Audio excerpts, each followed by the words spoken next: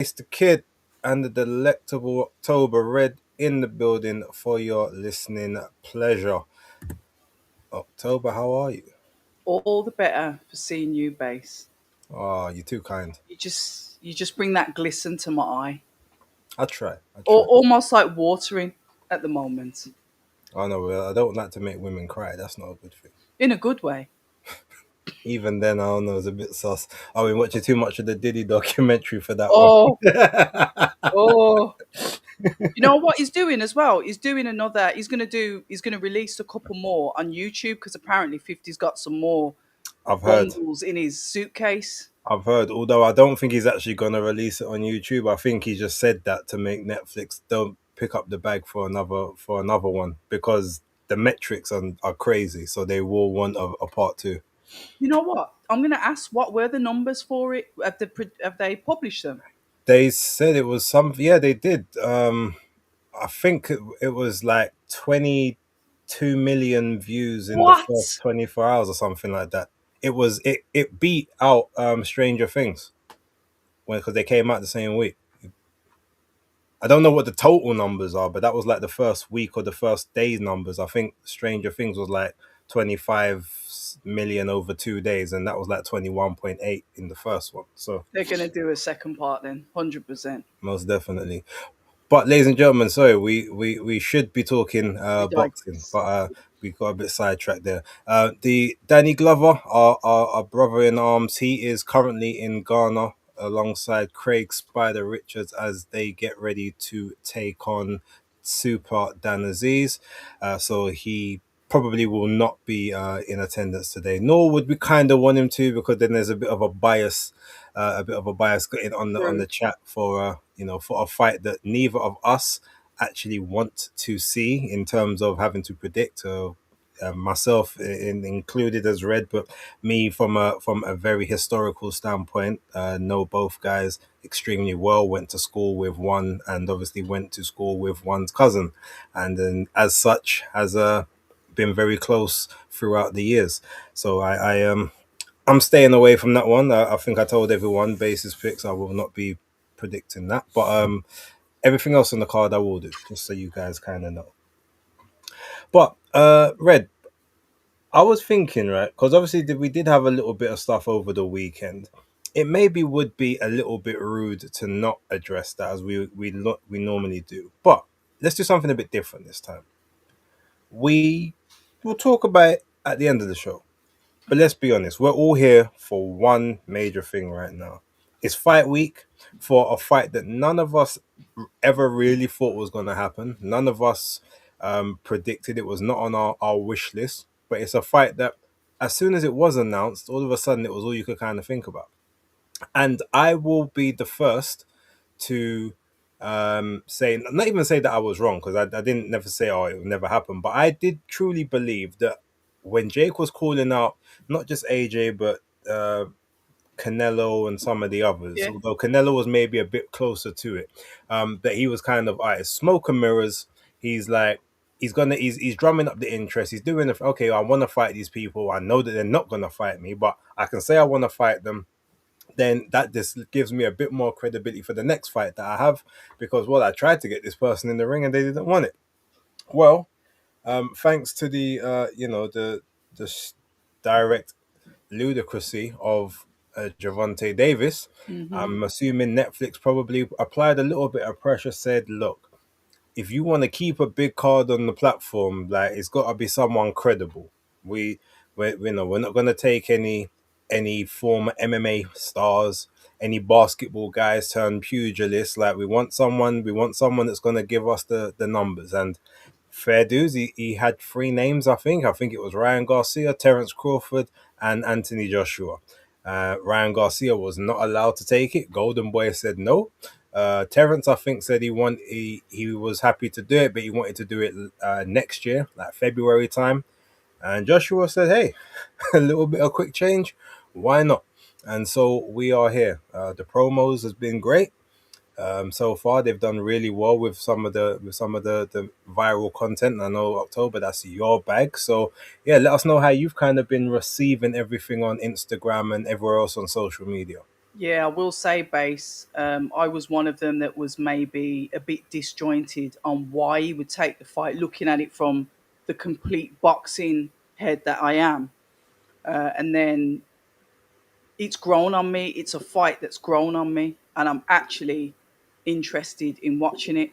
So catching up, I think the promo is fabulous, from what they're doing with the Instagram posts to what they're doing on YouTube, the way they've got that MMA docu series kind of feel to it, where they're going into the gyms, or it's almost like BTS, but it's not BTS. It's on the screen. It's beautifully done, even down to the music, the colors that they've used, the gradient of the color. It's just fantastic. I'm caught up in it because it's interesting. They've made it interesting to watch. It's almost like a series, and you're like, okay, when's the next one coming out? And I mean, getting when they're done the face off, and getting my man in the middle to do the face off, like an Man like icon. Cameron. Yeah, like an icon in hip hop to do the face off. And he was fantastic with the questions. He was asking difficult questions as well. If he was given a script, it looked like he didn't have one, because he looked Hmm. like he had genuine interest, and he was going backwards and forwards. Like, you've said this, or you think this. Oh, he's calling you a YouTuber. What do you think about that?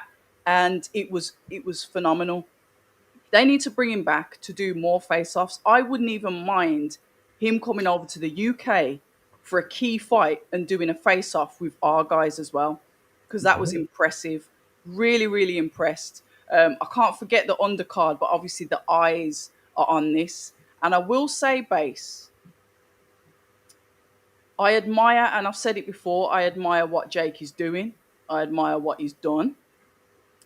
He's a true entrepreneur. He really does believe in himself. He's built his business from being a YouTuber, from being an influencer. He's signed up practically. He's scraping the four corners of the earth to get the women to join most valuable promotions. We've seen them getting picked off one by one from the four corners. He's doing bits, and he's not just doing bits. He's fighting on his own cards. So he's promoting, he's fighting. He's obviously got a managerial dip into it. I rate him. And of course, nobody thinks he's going to go in there and beat Anthony Joshua. But it's the dynamics for me, base, because he's managed to get a DAZN fighter that's locked in for the rest of his career, and got him out on loan like he's a football player, to fight on under his promotion and to be broadcast on Netflix. To me, that's a skill in itself. Yes, you could say money talks. I get that. But he still managed to do it. So I'm going to give him his flowers for just achieving that alone. Not even talking about what's going to happen in the ring.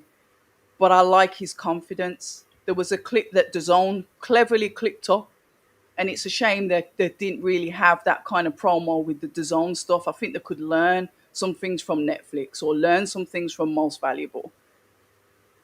Jake Paul said, I'm going to knock him out. Anthony Joshua said, I need to knock him out. And just the differences in the wordplay, brilliant. It's a capture, because it's something that could become viral however the fight turns out. You can see I'm gassed about it, genuinely gassed about it. But I like when the underdog just keeps on crawling until they get to the top. So I admire what Jake Paul's doing. I said I had no horse in the race when I was on Undefeated Podcast last week, and I meant that. I don't care who wins, but I admire the business acumen of Jake Paul. So respect to him. Yeah, good Capricorn lad, that guy. Oh, is he? Yeah, same birthday as Usyk and Muhammad Ali. Oh, what? Yeah. Well, there you go then. I told you we don't play about, but that's another story for another time. But yes, no. Look, to in all seriousness, now, yeah, total respects to him. The entire undercard, it does appear like the majority of, actually no, all of the fights, I think, on the main part of the undercard, I think, are all women's fights. There are some male fights, I The think, on the Silver's on there, prelims. isn't he? Yeah, I think they're on the prelims bit. But It's a really good platform for that. Obviously, they are doing what are they calling it? MVPF, I think they're calling it, most valuable promotions females or something like that. Okay. So it's going to be like it's the same thing, but like almost like a separate arm, and they're going to have all the revenue under there. And I think Amanda Serrano is supposedly The supposed to head. head it up as soon as she Yeah. retires, and then ultimately it will be a case of they will even get more dividends and more royalties and stuff out of it. So yeah, big up to look Jake and Nikisa and I guess Amanda as well, in another roundabout way. I don't know much about Alicia Baumgartner's opponent. I've watched No. a little bit of the record.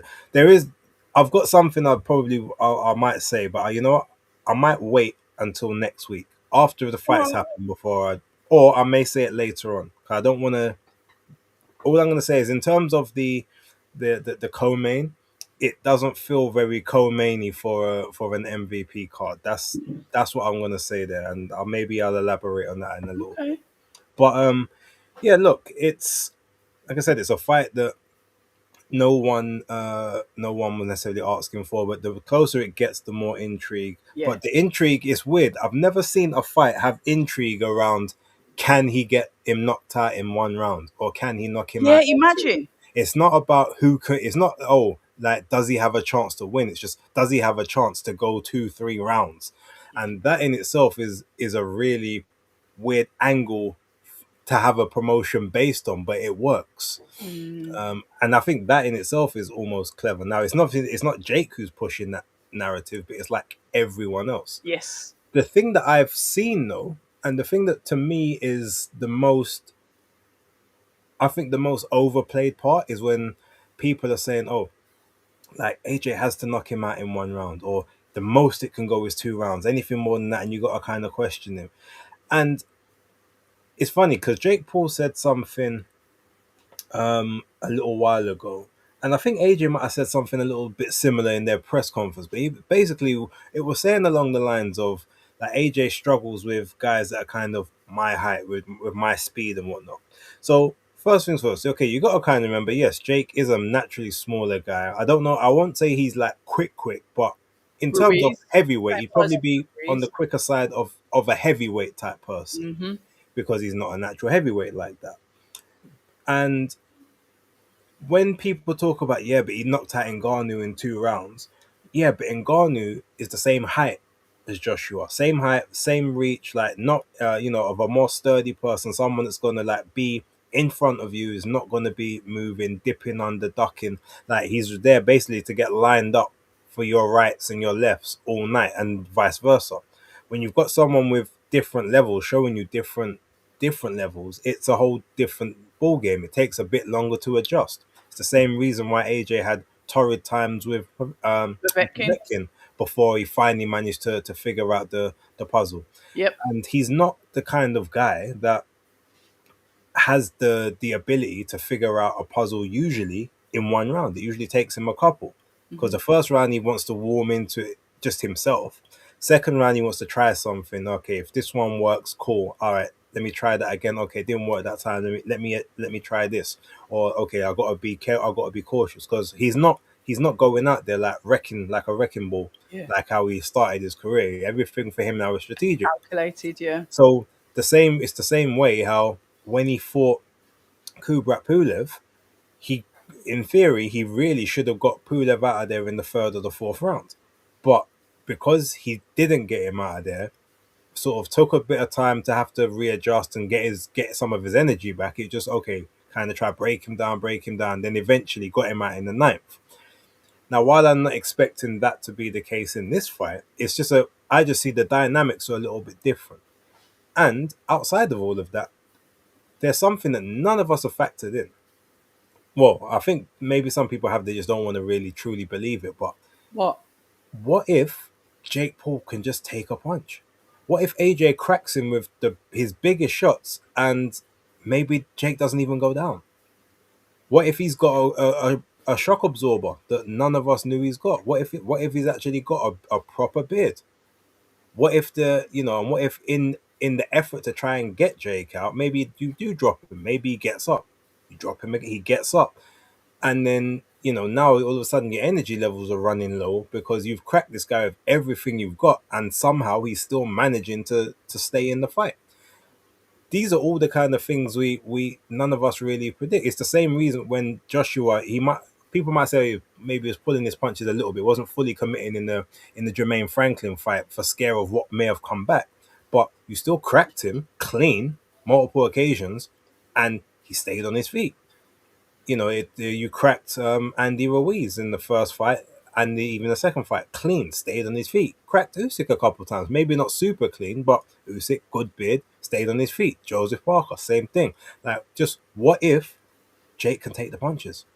That's something that no one's thought of. It's not even about can he win, but can he? What if he can take the punches and your best stuff doesn't work? Maybe now it is 4, 5, 6 rounds before, or 6 or 7, or it goes a distance. You've See, dominated, beat the crap out of him for the whole fight, but he's there.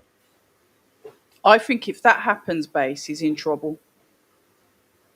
If that happens, I see that he's in trouble. Do you know what I mean? I don't think he I think his job would probably be to go in there and get Jake out as quick as possible. He says that he's not bothered about the negativity and all that stuff. But we know that he does listen to what people say. He does feed into that. And I think he will put a lot of pressure on himself. And I do agree with Jake that, yeah, if Jake gets splattered, that's what's supposed to happen. He said that's what everyone's expecting anyway. But the real pressure is on Anthony Joshua. And then to me, it goes back to that mental side of stuff. Jake was speaking very, very confidently, very believed in himself, brought in, the power of Jesus, this, blah, blah, blah. And then when AJ come in with his spiritual stuff, Jake Paul intelligently dismissed spirituality, stating that his belief in his Lord Savior Jesus Christ, how he puts it, is stronger. And it was almost like AJ was like, "Oh, I can't really go anywhere with that." So the thing is with Jake Paul, say whatever you want about him, he's extremely confident and he believes in himself. I don't. I honestly do believe that Anthony Joshua does pack that power. We saw what he did with Ngannou. Whether Ngannou wasn't concentrating, wasn't switched on enough, but he ended up getting folded anyway. It can happen. It can still happen to Jake Paul. I think sometimes those knockouts are about that timing, where you hit them not expecting it. It's the shots that you don't see, where, like you said, rugged opponents, like your Jermaine Franklin, hardened, ready for that. Is Jake Paul that hardened? He's had a camp of sparring heavyweights for the first time. Is he going to have that resilience for his first time? Anything's possible. And the way the hype that's got us in here, there is that what if. The way I see it, and the only way I see Jake Paul winning, is if he continues to be able to slip the shots that AJ's got coming in and he's able to be quick handed and let off accumulation of shots. Then I see a problem. Like you were saying, it's like if that happens to me, then there's a problem. So I think AJ would just go in there, seek and destroy. No, I hear that, and I think that's the task, and I think that's what he's going to do. But Yeah. again, There's my a what whole if.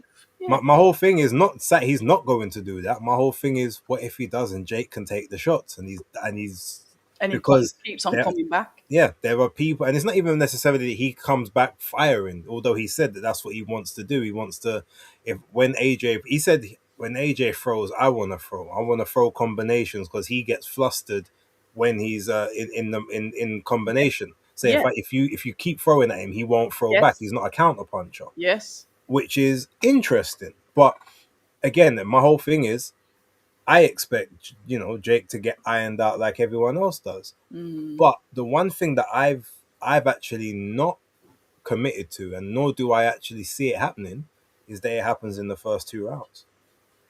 I haven't given a prediction yet, but No, my I prediction is literally going to do just about how the fight ends, as yeah. opposed to who wins. But I will tell everyone that for free. I don't think it's going to be. I actually don't think it will be in the first three. I think anything that happens in this fight is going to be 4 rounds and onwards. That's Serious. that's, that's my opinion. All right then. So when you're coming to those kind of conclusions, you're looking at the opponents that obviously Jake Paul's had, his style. or is it more weighted on the probability of Anthony Joshua's last fight? Where how are you coming to this No, conclusion? I'm coming to that based on how Anthony Joshua usually looks with people of similar-ish dimensions to Jake Paul. All right. The person that I think I could give him the most similarities to, or probably the closest to at this point, would be Carlos Takam and Alexander Povetkin. Um, he might have speed similar to culpable to Usyk, to be honest.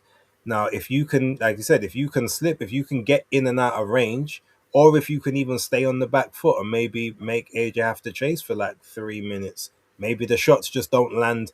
That they maybe they connect, but they don't land hard enough because Flush. you're not fully on the end of the jab. You're like it's just touching Skimming. because Yeah. you're moving out of range. There could be all kinds of scenarios where that happens, but that's why I just don't think Jake is going to be there early All the doors time. to Yeah. get caught because he even said, I want to take him out rounds 5, 6, like, when his gas tank starts to go, which tells me Oh, that he's his what? game plan is to try and last the Fair enough. first couple rounds by moving about. He's probably going to try and do the same tactics that, have you ever played Fight Night Champion?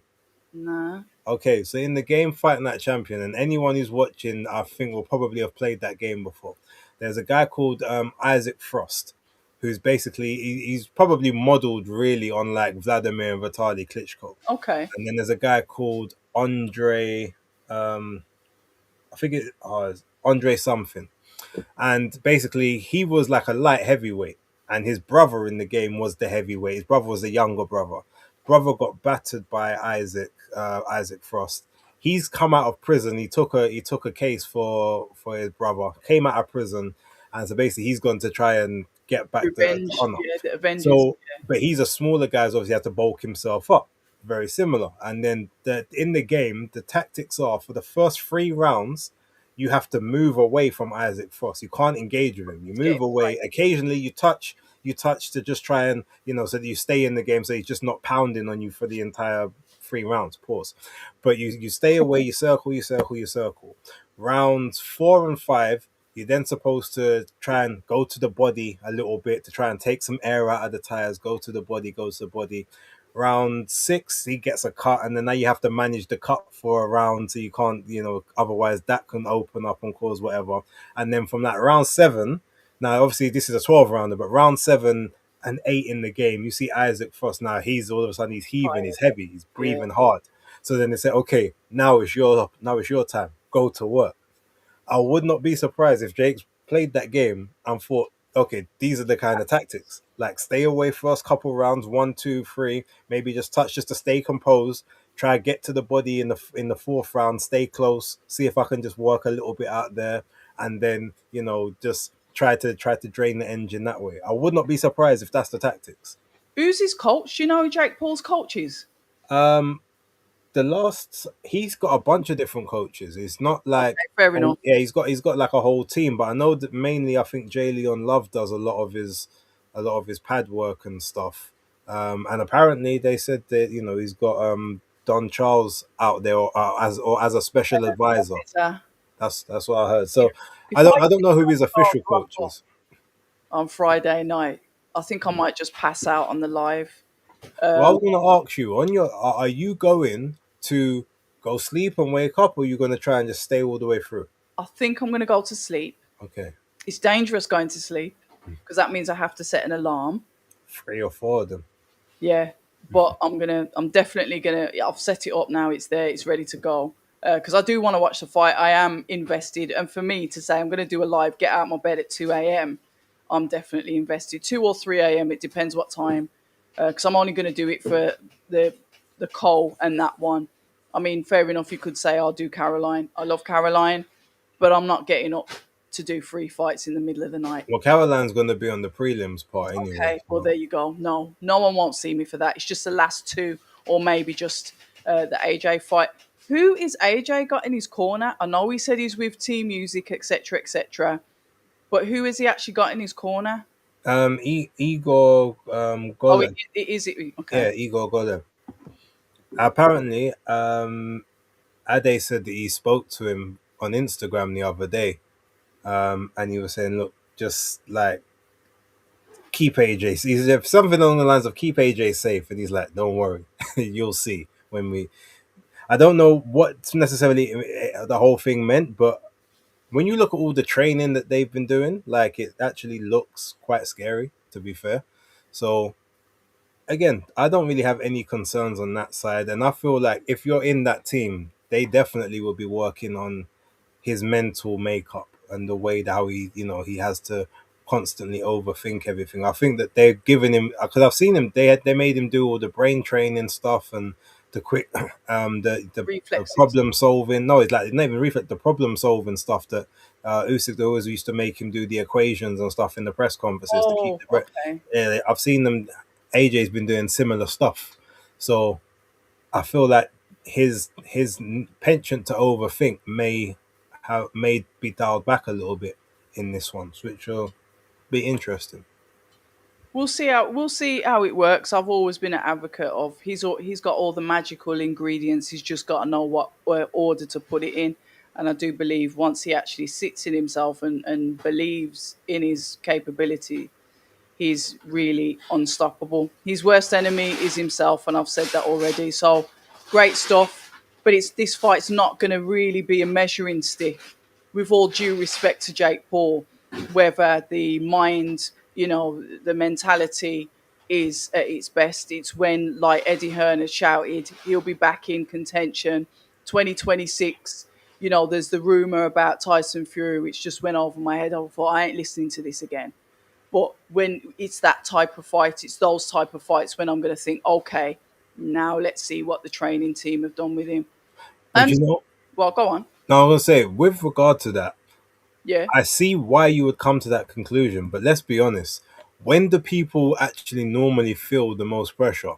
Is like when everything's going how it's supposed to. Like for me personally, yeah, like okay, oh for you, I know you're a little bit like me in terms that you like to find the bad so that you can kind of anticipate it before it happens. yeah, Like, but when things is going too good, it's like yeah. okay, why is it going too good? Like okay, what's about to come around the corner? You never, no one's ever really comfortable. Well, coming from I guess maybe the backgrounds we come from, you're never really that comfortable when there's nothing going on. I You're like, hear it. because that's not how our life normally plays out. I hear it. So in a situation like when he's got basically everything to lose, nothing to gain apart from the paycheck, he's supposed to do X, Y, and Z. It's not like oh, this is a close competitive match and you're the favorite. No, you're supposed to destroy this guy. In And I two feel rounds. like when those situations come in and you've got the pressure of having to live up to an expectation that is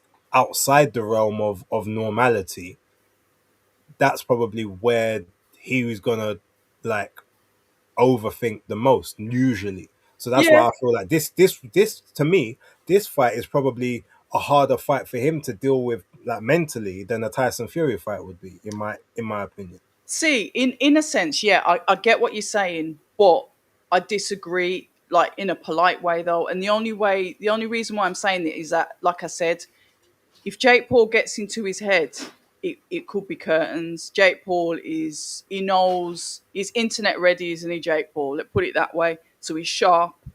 And like I said before, all the pressure is on Anthony Joshua. But when you look at boxing experience and boxing IQ, just naturally, that should outweigh that pressure. I get it. He's got a lot to lose if he doesn't knock him out in 2 rounds, all that rubbish. Yeah.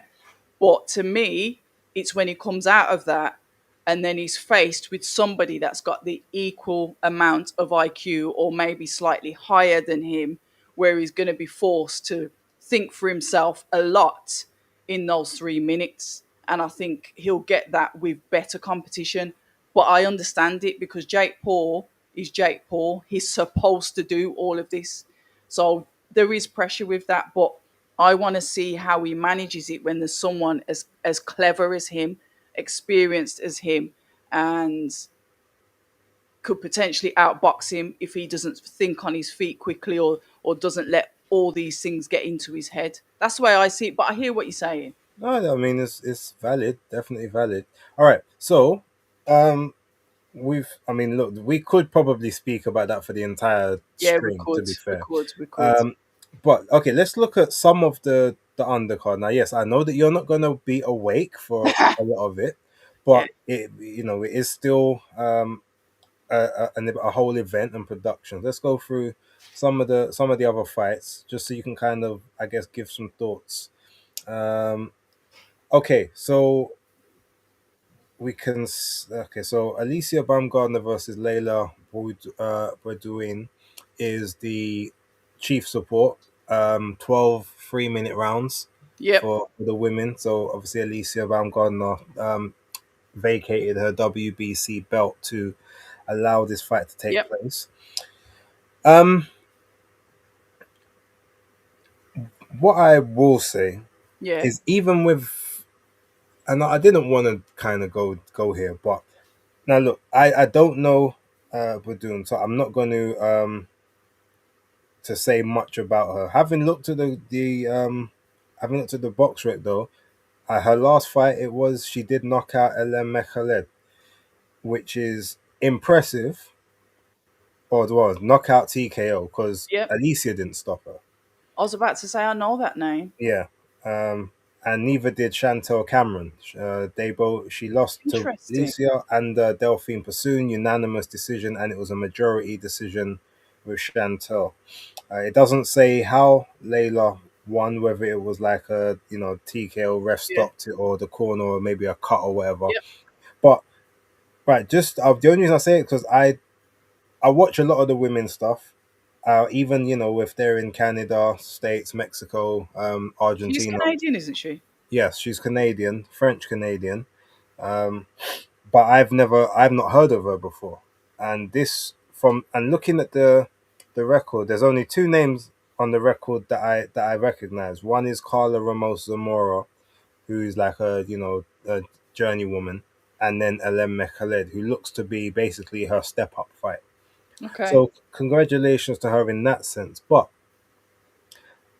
I just feel like this is almost Alicia treading water, because if you look at, all right, so she got the undisputed run. Since she went undisputed, obviously she had Christina Leonardo too, and then she had the Delphine Pursoon fight, which ended up as a no contest. And then she ended up fighting Jennifer Miranda, who was actually a 126 girl who moved up. And I wasn't scoring it on the night, but admittedly, I watched that fight and thought Alicia got beat personally. Serious. When I was watching it, like I said, I didn't score it. I didn't go back and watch it again to say, okay, which round. But she looked like she was getting touched up throughout the entire fight. Damn. So I see that, and then I'm like, okay, and now you're fighting sort of another nondescript person. I get it. You got all the belts at Mm. 130. But from you gave up the WBC, now you're no longer undisputed. There's no real reason for you to stay sort of boiling down to make that weight. Yeah. You could quite easily go up to 135 now. Challenging a new weight class, take over. If you are who you say you are, take over another division, possibly go up again after that.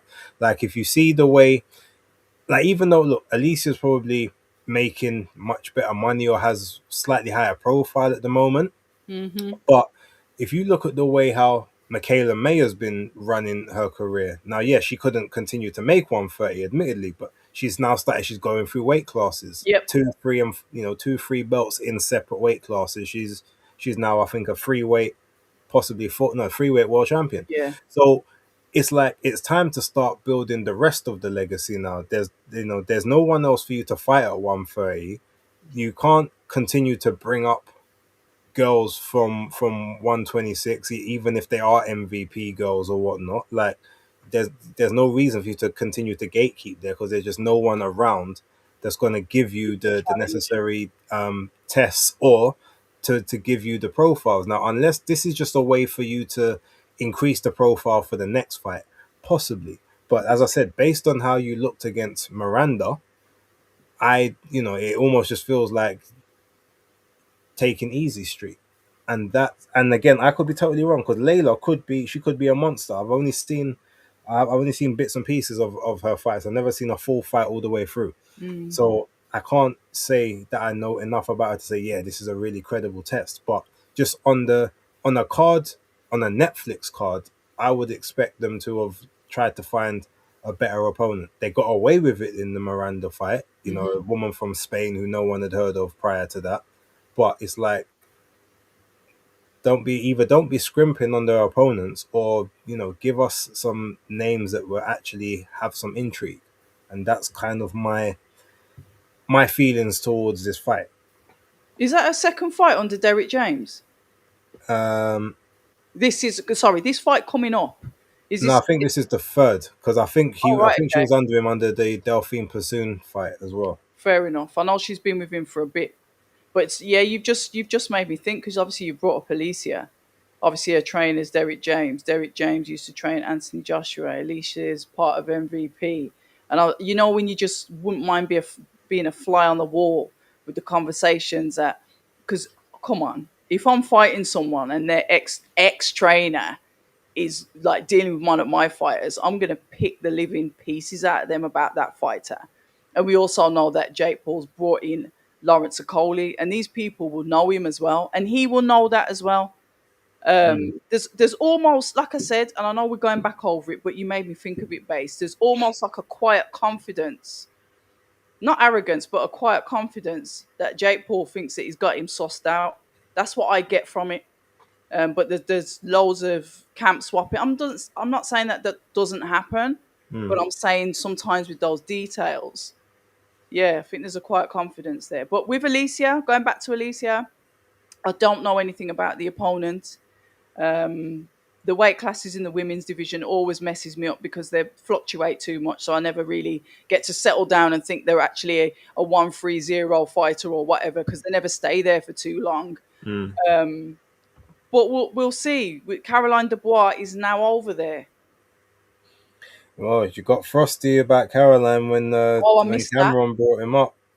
Oh, what Oh, happens? didn't you watch it on the face to face? See, apologies, guys. I switched it off after Anthony Joshua was finished. I'm so sorry. Oh well, it was Alicia and Layla after that. Cameron brought up Caroline Dubois to her, and she was like, "Next question." Wow. And then she was, and this he said, "Oh, so like she a up?" So I thought you might be cool. And I said, "Ain't nothing cool. Like she can get it too, and all that stuff." So Well, maybe she will. Maybe she will, because this is, like I said, this is the time to make these type of fights happen. Even though I can't see that happening just that yet. fight. Well, here's the thing: that fight won't happen Mm, in its current iteration because Caroline Dubois holds the WBC title at 135. At least she just vacated her one for equality on 12 3-minute yeah, rounds. yeah. So she won't then go up to face them for the title at 135. So Mm. that's going to give her a perfect opportunity to swerve that fight. Not duck it. I'm not saying she's going to duck it, but it gives her opportunity to not have that fight because Caroline The is WBC. working with a belt that obviously doesn't now align with her principles. And who Mm, knows? Maybe that whole thing about getting rid of the belt was a play to sort of stop that in the future, like it was a preemptive strike, or maybe she just saw Amanda and said, "Boy," Amanda's like, "Yo, we'll give you extra if you stand with us on the 12 threes." Because then, quote unquote, Chantel Cameron decided to yeah, stand the same as soon as Sandy Ryan ended up being a yeah. mandatory. So yeah, it could But all pattern, be isn't there? political. Hmm? There's definitely a pattern. Yeah. You've just said three fighters now.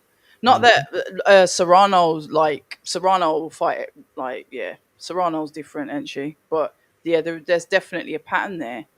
That's interesting. I forgot about Chantal Cameron because I Yeah. think that was the fight that Sandy was like really looking forward to. Yeah, it's going to finally happen, and then bish bash bosh, vacate. Yeah, I want 12 threes. I want to fight like the men. All right, so going for the rest of the cards.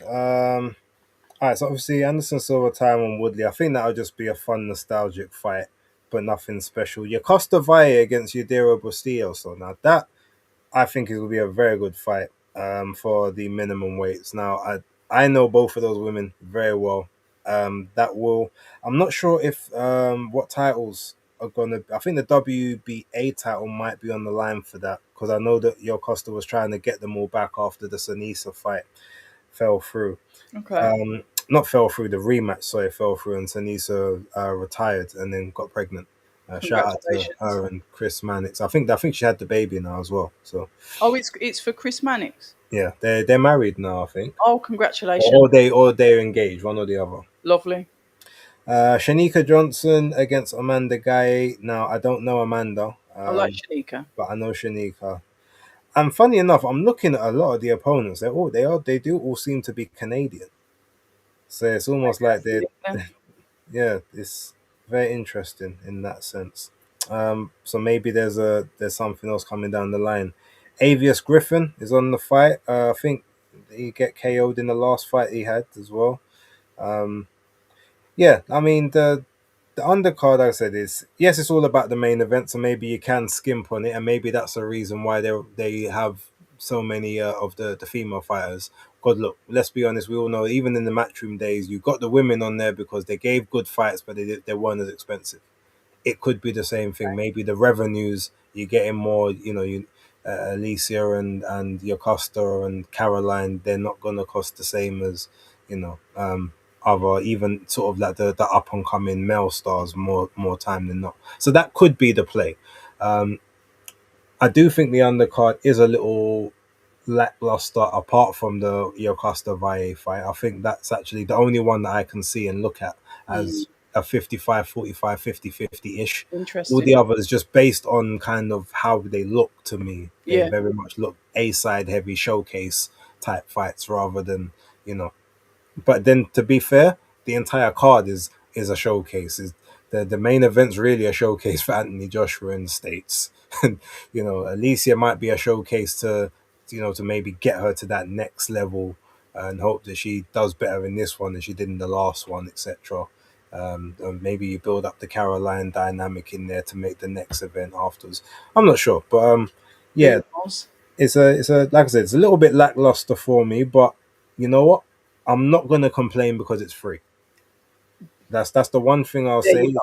go. Even though obviously yes, I have to pay a subscription for Netflix, but Oh, I always this is have. just a this is just like a nice bonus on there. So A that's little how I look Christmas at it. bonus. So outside of this card and that, Face, yeah, can I just got a comment on what Iffy said in there? One of yeah, the guys, sure. Iffy, shout out to Iffy and shout out to everybody in the comments and that's watching live as well. We do appreciate this. So please keep the comments coming. I've got one eye in there. Iffy says, Alicia has bad energy. I know I'm not the only one that can see it from afar. Iffy, I will say that she was probably one of the nicest fighters I've spoke to, female fighter. When I first met her and I approached her, and my channel probably had about 150 subscribers. She was like, "Yep, I'm coming on. I'm supporting you. This, that, blah, blah." And under my I had another Instagram account before it got locked off because Instagram and people are weird. We followed each other on that account. She was absolutely amazing, beautiful, beautiful energy. I'm not a girl's girl because I'm not. I'm a boy mom. I naturally gravitate towards men, if you hadn't noticed. But she was absolutely amazing. I can't say a bad word about her. Obviously, I understand the negativity around the tests and stuff, but as a person, she's really nice. She Do you really is know? nice. Do you know what I will say? And again, look, everyone knows that I've always been an Elisa supporter from day Yeah. dot. But I think I will acknowledge what Iffy's saying. I feel Mm. like her energy has changed. You think? Um, I think since I'm not sure if it's since the testing, Somebody said that. Did or somebody say that? it might have been since her father passed, but she doesn't come across as nice, warm, and inviting now as she did before. I'm not saying she's a bad person, Mm. but I even there's a lot of just the demeanor, a lot of maybe it's because now, but whereas before I would see her on, on the old X, Twitter X and stuff, and I would used to see sporadically. Then at one point I said, let me actually turn my notifications on to when she actually tweets, just for the fact that I can, because I was, when I was trying to get in touch and everything, and I was Yep. trying to, okay, if I can get to you before everyone else, maybe you'll notice it and we can set something up. And then I just used to, there was just a lot of randomness that she would start tweeting for, and I'm like, what's that got to do with anything? And it's just random, like one, it just might be like a 2 3 words, and then you've got one big Bible quote like 3 tweets later, and then it's back Um, to some BS, and then I'm just like, this is this what she's always been like? And so I was like, I can see where there might be a change. Like I said, I don't know if it's yeah, she did from lose her dad. there was that. I don't know if it's from there. I don't know if it's feeling like people were against her with drugs, or she It had could to be switch that up. defensive Or she had to switch it up and say, okay, well, I've got to do a new tactic now because, to sell. I've lost whatever it is at that point, or maybe because she was overexposed to certain things, and now like she's more of a celeb than a boxer during that period of time. I don't know, but I can see where he's coming from, where it feels a little different. I don't know if I'm going to call it bad energy, but I can see she doesn't seem as inviting and as warm as You when know what? I'll wait. I If I first see her heard in of the her in 2019. Well, if I see her again in the UK and she blanks me, then I'm going to have to take all of this back. But I can only go on what I saw of her back in, I think it was 2022, 2023, around then.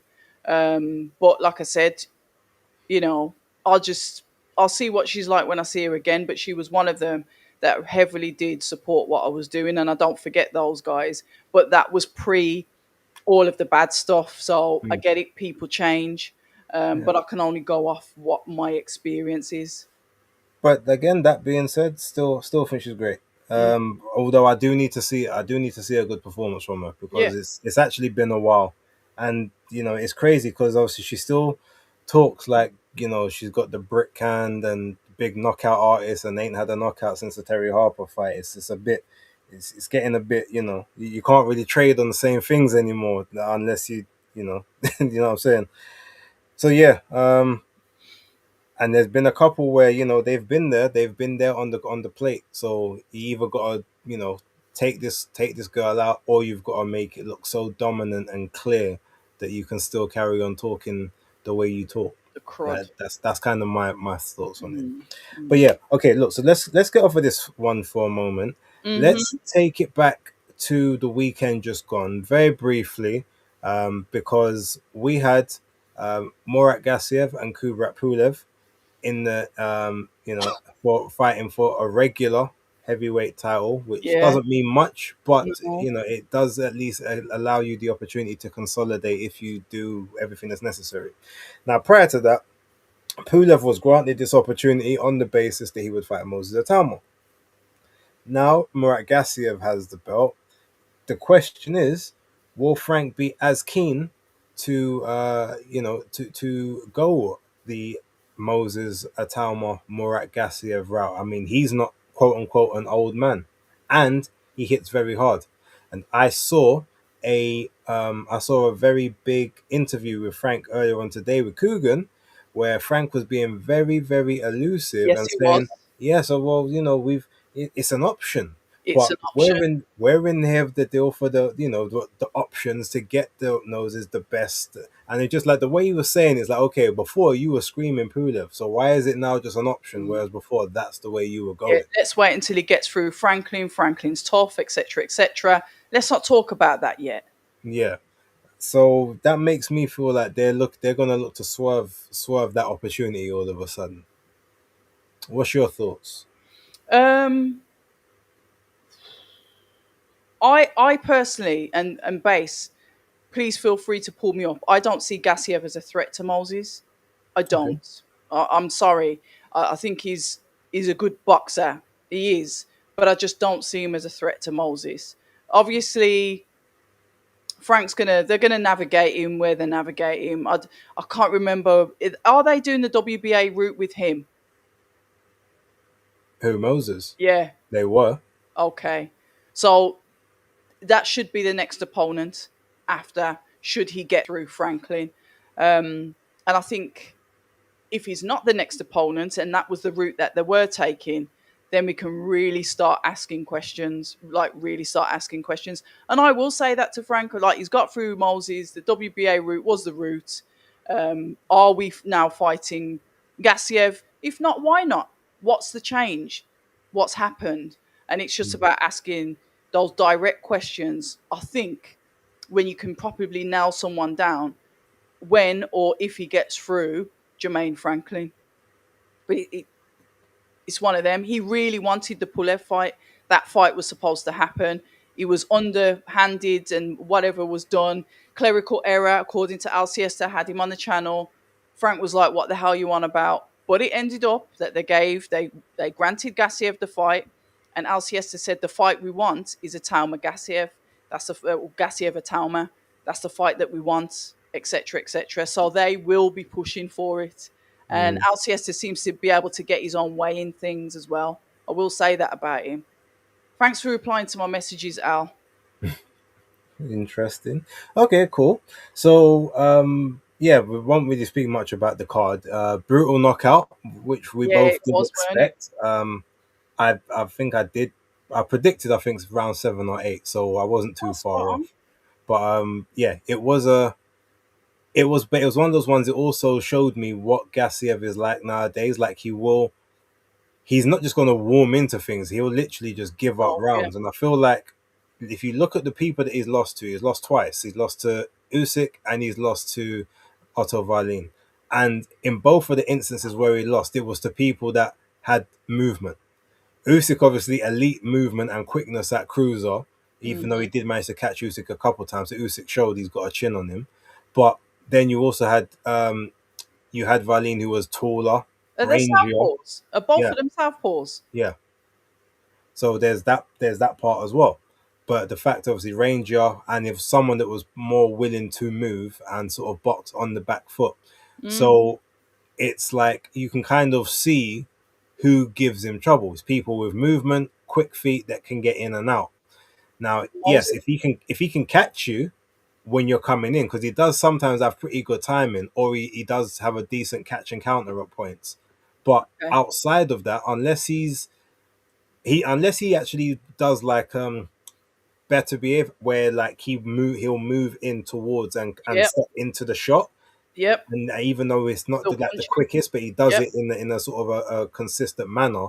Mm. Unless he's able to do something like that, then yeah, he's kind of he acts a bit like a sitting duck for a lot of those type of guys. But Yeah. my question is, because everyone keeps talking about the chin, can he take a shot? Has he taken a shot? And he keeps saying, "Well, look, it's my job to not have that happen."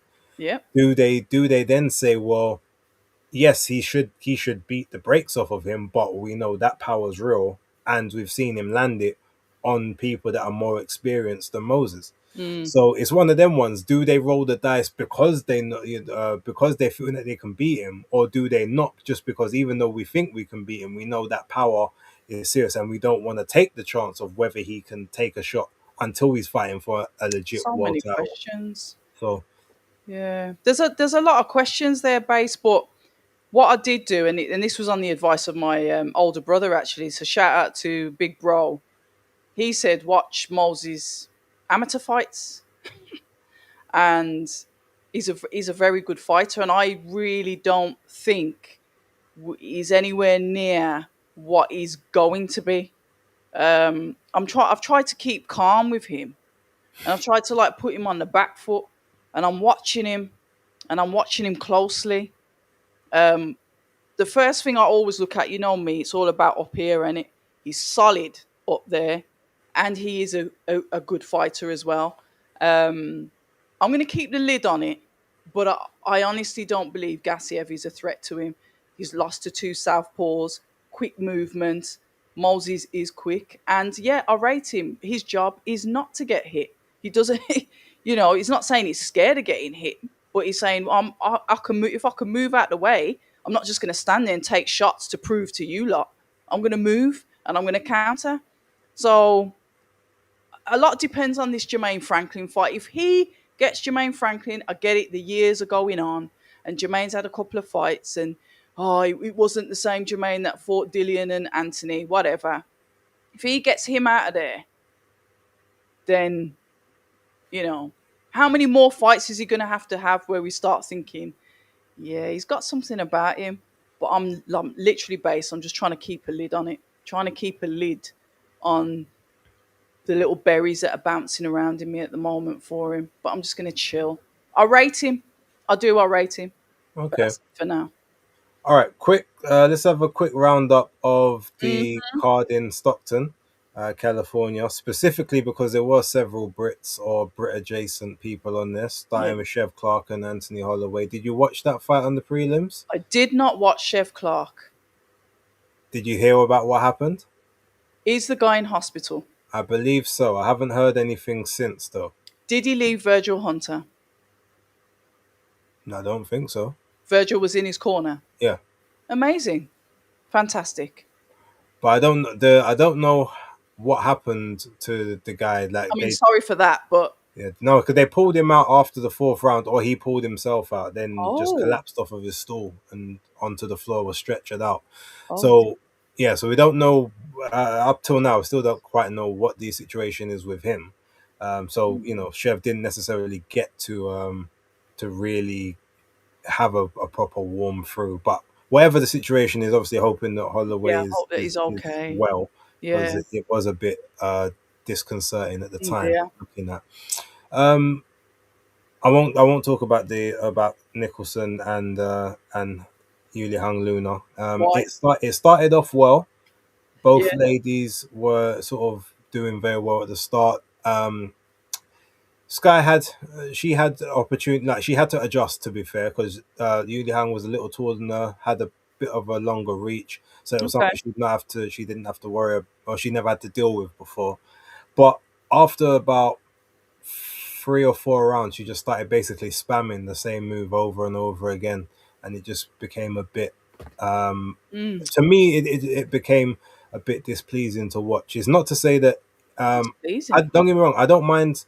Look, I don't mind if someone is a boxer, low volume or stuff, but when it's like you're doing the same thing over and over again, and your opponent is just kind of letting you, but you're not. It's not like you're setting it up a different way. Okay. You're literally. It's like I likened it the other day to playing Street Fighter, and someone just knows how to do a fireball, but they do fireball from one side of the screen. They just spam the fireball, and then eventually, when you just about manage to get up to them, drag an uppercut, and then they jump back to the end of the screen. It's fireball, fireball, fireball till they take your energy.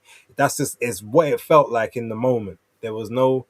It just became extremely repetitive. So it started off well. Then they started jockeying at each other in sort of rounds 8, 9, and 10, and it just yeah.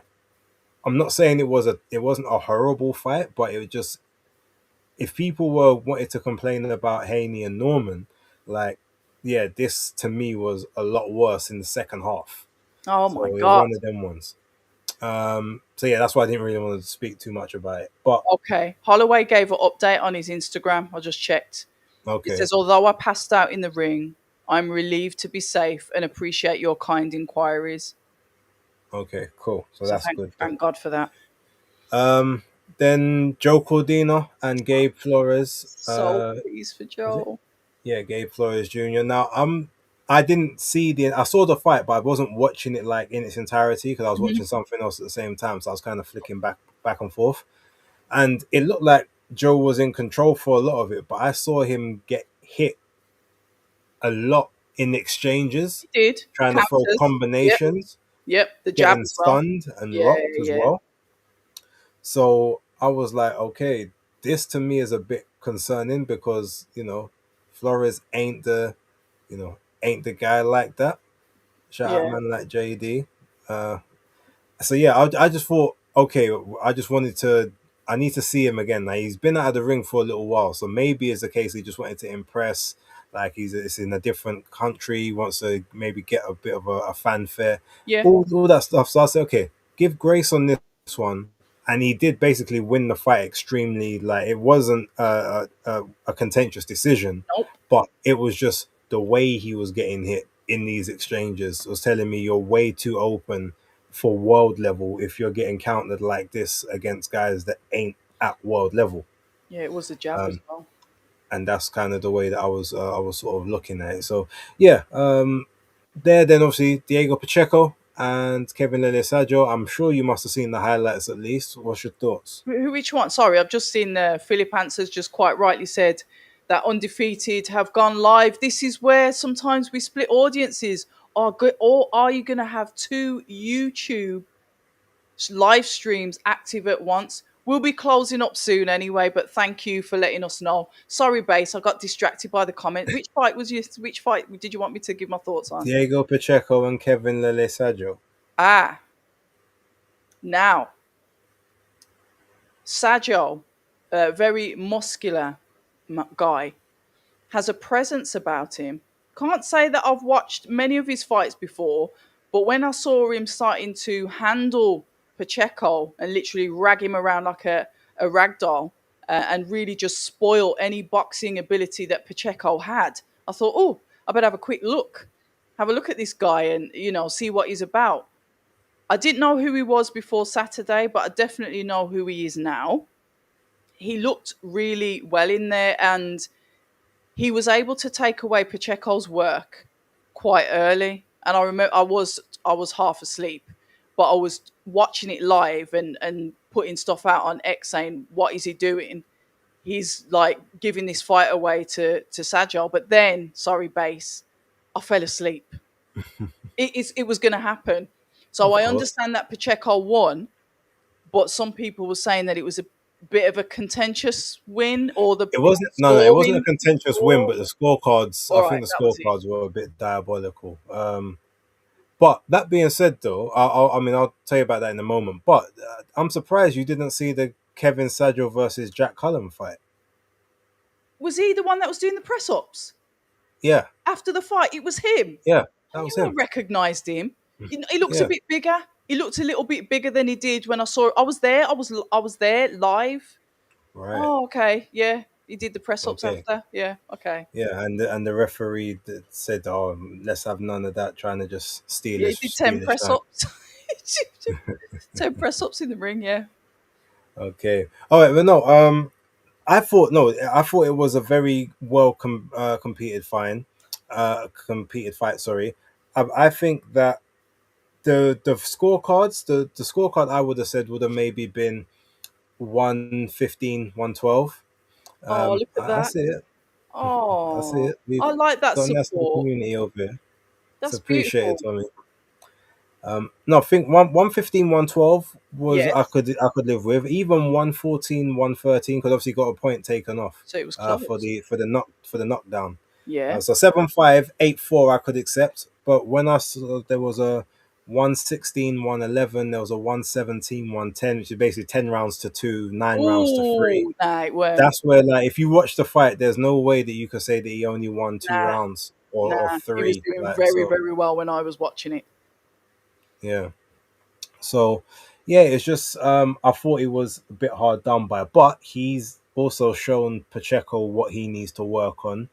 He wanted to get away from the Benavides camp because he said he wanted to he didn't want to just be as known as Team Benavides because he's like I'm 24, I'm coming into my own, I'm my own guy. I want to sort of set up my own thing. He didn't want to be training in Seattle. He wanted to be training back on the South Central. um the West Coast, back where he was at.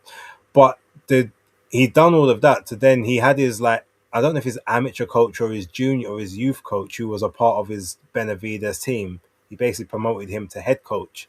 But it's like Split the he team. doesn't. Yes, but the thing is, it's like if you've gone to now have your own team, you're basically still training the same way. Like you're going to be doing the exact same things if he was already a part of the camp that you was in So you might as well previously. just stayed there. Yeah. So it's either if you're gonna have your own team, either you change everything, Yeah.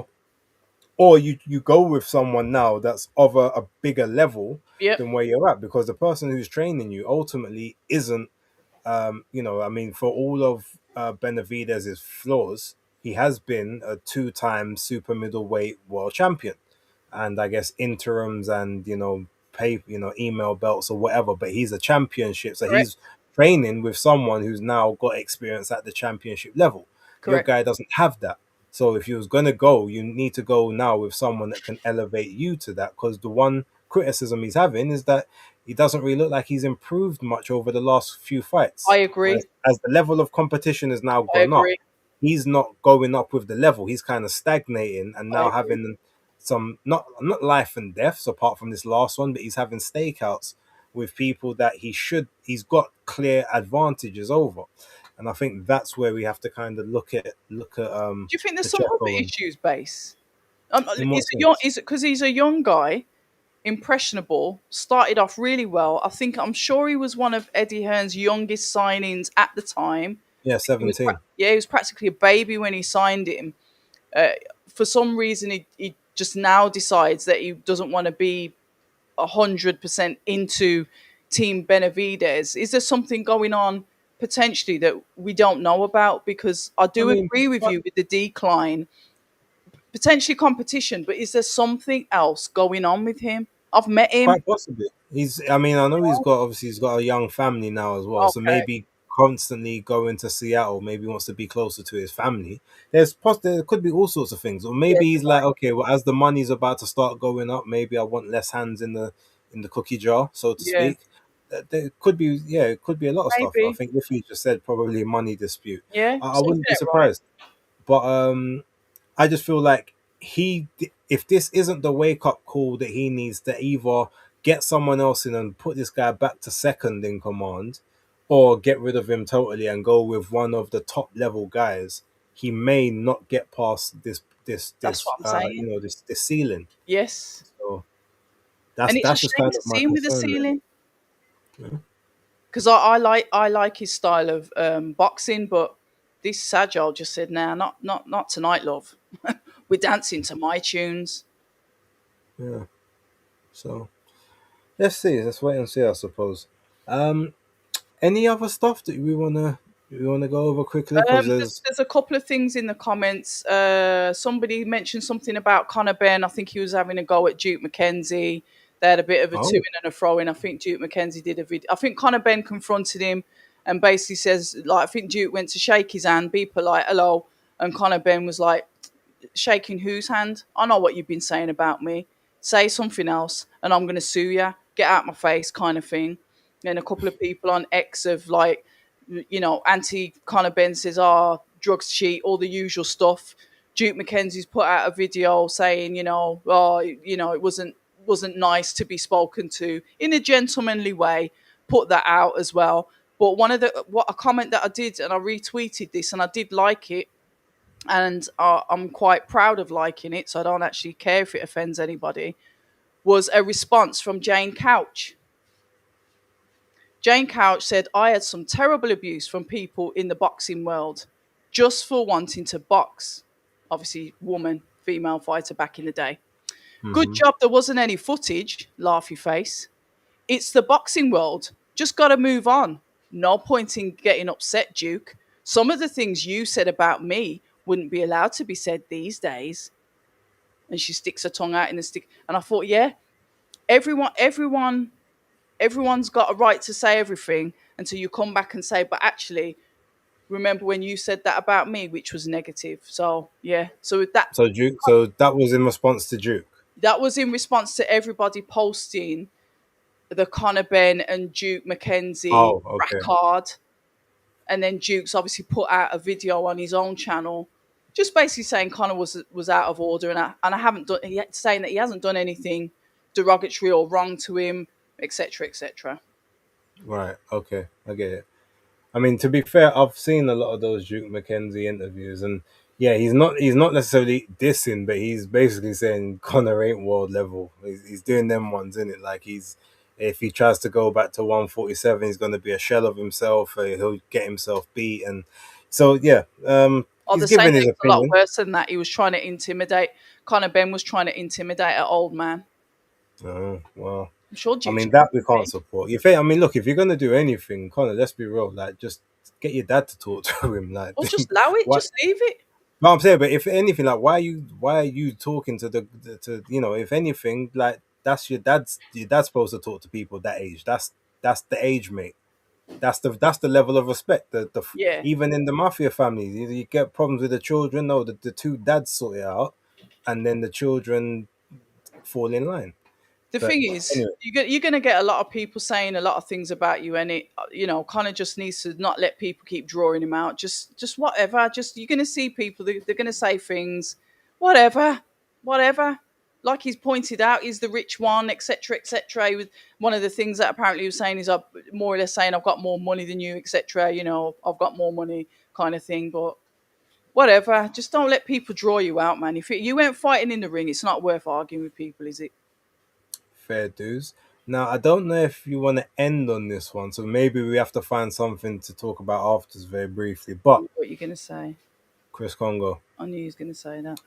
at middleweight, I didn't watch the clip. I still haven't watched it.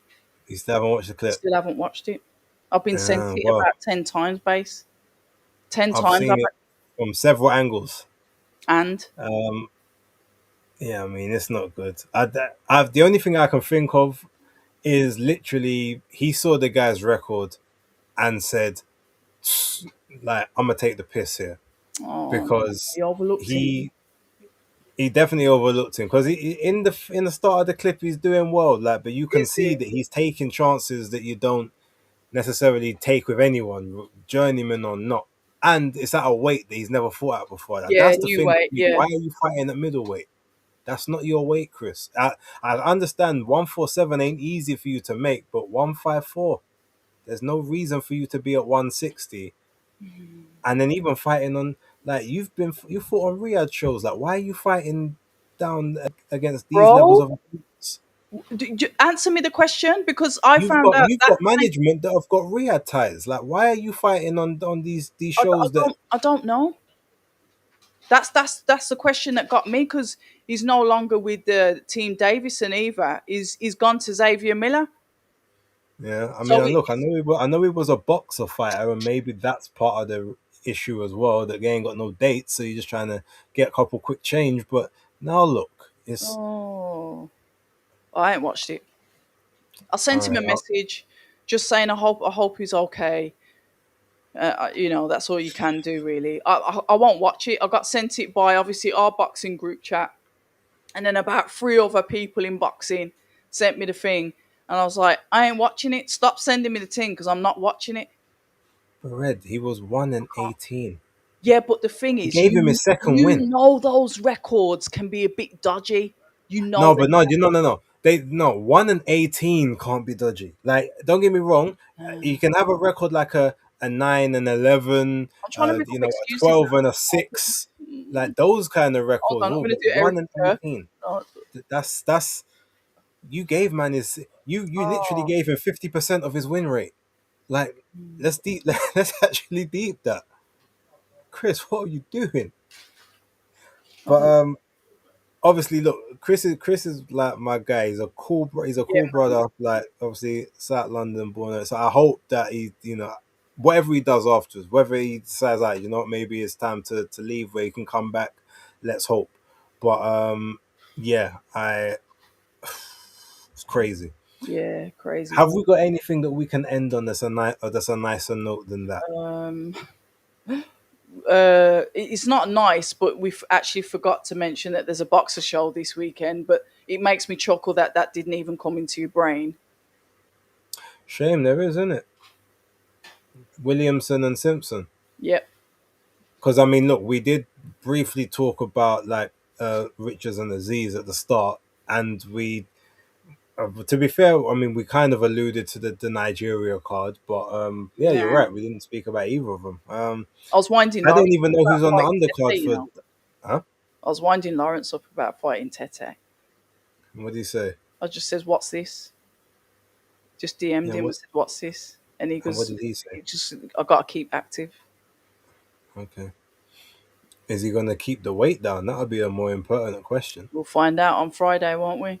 It's his birthday He's today. Hirokoli. Mm. Okay, well, you can do him the honors, seeing Yeah, as I you already two. did. I already did. Yeah. Good. Um, yeah, no, I don't even know who's on the undercard for the boxer card, to be honest. So. Um, no, I don't either. But I do think the fight between Callum and Troy is a great fight. I think their styles. I think it's going to be. I think it's going to be a big clash, real big clash. Yeah. Yeah. Well, okay. So where is your attention going to be then? Um, Ghana, Hmm. but I will have one eyeball on Troy and Callum. BBC. Yeah, 100%. I have to because I Okay. do I like that fight. I do like the fight. Um, Eddie was trying to. Oh, do you know who they're going to sign again? I was trying to get out of Frank if it's actually Callum Simpson that they're going to sign. Uh, I saw the interview. Yeah. so I was just thinking, what are they up to? Because Eddie's basically said we've took another or they've took a fighter. Then they've lost another. No, they They've said lost there's another another fight, and there's person's going to be an leaving. Yeah. announcement this week or whatever. There hasn't been one, but I'm thinking, I wouldn't be surprised if the person is Lauren Price, see, and somebody else said Lauren, that they're basically that now she's also gonna find herself over to MVP because so it that's the might not easiest person to. necessarily be going Yeah. to Matchroom. No, It because he just said that they've lost another okay, one. He didn't say that he didn't was say gonna they're coming to sign. me. Yeah. Yeah. So Well, then what happens if they lose Lauren Price? I mean, yeah. Then all they've got. They'll have Karis if she stays, and then they'll Paris have stays. Fran, and that'll be it in terms of the women. I think Fran will stay because she works on the BBC Yeah, she platform, like fits. her as a person. Yeah. But yeah, the rest of no, what I actually want Boxer to do, and to be honest, I've said the same thing about Matchroom previously as well. Like you need to update your website because you still got boxers on there that no longer A fight for lot of you. them Like do that. yeah, they need to come up because it's because I like to know who's who or who's where. So when you got the misleading information, True. it's a so yeah. But yeah, look, I hope good things happen with Simpson and Williamson, and hopefully the production looks, like it wasn't done by a 2-year-old this time. That'll be appreciated. Um, The zone one was messed up. You know when the Connor Walker and Pat McCormack at the press mhm. conference, the sound went off, and I was saying, "Oh, I wonder if it's I was there. I watched it. I saw you in the comments. I saw you. like eventually I pulled the plug." I said I did a Yeah, live after, and I was just bantering that, and it like, "Yo, yeah. where's the sound?" I was there. I was watching along, and I see you in the comments. Like, wait a minute, we're here for this, and then there's no sound. Like, what's going on? And then the eyes emoji. So yeah, I saw. I did see Oh, we're it, all and at there the then. time, I thought someone was trying to call my phone because I had it on Do Not Disturb, and normally that happens when someone's trying to call me through like WhatsApp, on not WhatsApp, Facebook Messenger or something. And then I was like, no, wait a minute, there's just no sound. And I'm turning it up and turning it Yep. down, like,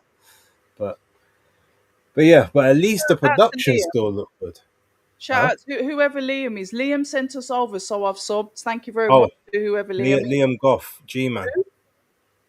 Oh, is that his name? Yeah, that's Okay, he's so got he's rebranded his channel going by his first name, his real name now. okay, So fair enough. appreciate it, G Man, Liam, if Yeah, you're in thanks for the that. in the chat.